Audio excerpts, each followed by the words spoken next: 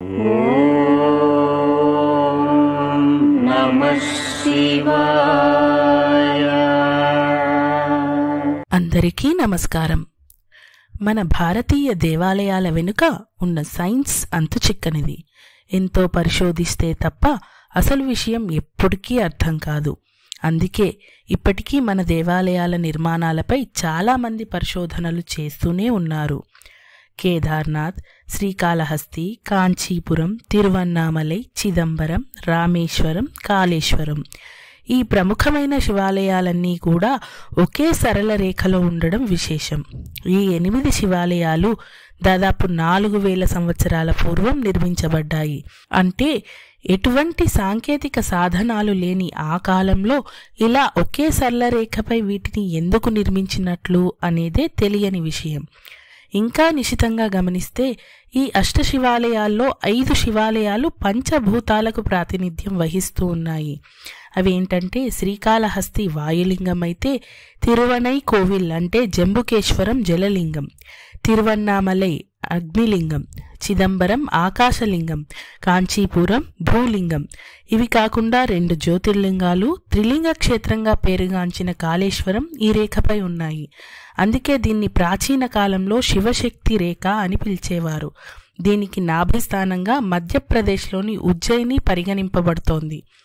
మన ప్రాచీన సనాతన ధర్మం ప్రకారం అవంతిక అని కూడా పిలువబడే ఉజ్జయిని ఖగోళ శాస్త్రం, జ్యోతిష్య శాస్త్రం మొదలైన వాటికి కొన్ని వేల సంవత్సరాలు కేంద్రంగా ఉండేది. సుమారు 2050 సంవత్సరాల క్రితం సూర్యుడి గురించి, జ్యోతిష్య శాస్త్రం గురించిన మానవ నిర్మితమైన గణన యంత్రం ఉజ్జయినిలోనే తయారైంది. దీనిని ఇప్పుడు నక్షత్ర గణితశాల లేదా వేదశాల అని పిలుస్తున్నాం. ఇప్పటికీ కూడా ఖగోళ శాస్త్రజ్ఞులు సూర్యుడు, అంతరిక్షం గురించి మరింత తెలుసుకునేందుకు, పరిశోధన చేసేందుకు ఉజ్జయిని వస్తూనే ఉన్నారు. ప్రపంచంలోని చాలామంది శాస్త్రజ్ఞులు ఈ రోజు వరకు కూడా విశ్వం మొత్తానికి గ్రీన్విచ్ సమయరేఖ అంటే కేవలం ఊహారేఖ అని, దీనికి కేంద్రం లండన్ కాదని, ఉజ్జయిని మాత్రమేనని విశ్వసిస్తున్నారు.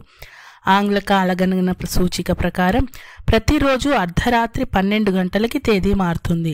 దీనికి మూల కారణం ఏంటంటే ఉజ్జయినిలో సమయం ఉదయం 6 గంటలైతే అదే సమయంలో లండన్లో అర్ధరాత్రి 12 గంటలు సూచిస్తుంది. ఆ సమయంలో ఐరోపా మొత్తం ఉజ్జయినినే అనుసరిస్తుంది. ఇది మన శాస్త్రజ్ఞులు నిరూపించారు కూడా. ఉజ్జయిని కర్కాటక రేఖపై నెలకొని ఉంది.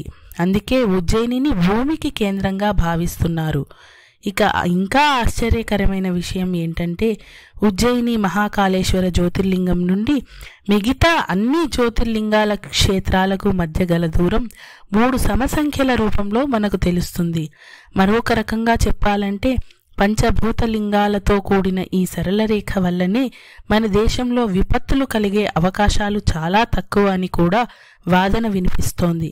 ఏది ఏమైనప్పటికీ దీనిపై మరింత పరిశోధన జరిగి మన సనాతన ధర్మ వైభవాన్ని ప్రపంచానికి తెలియజేసే రోజు కోసం మనం వేచి ఉండక తప్పదు.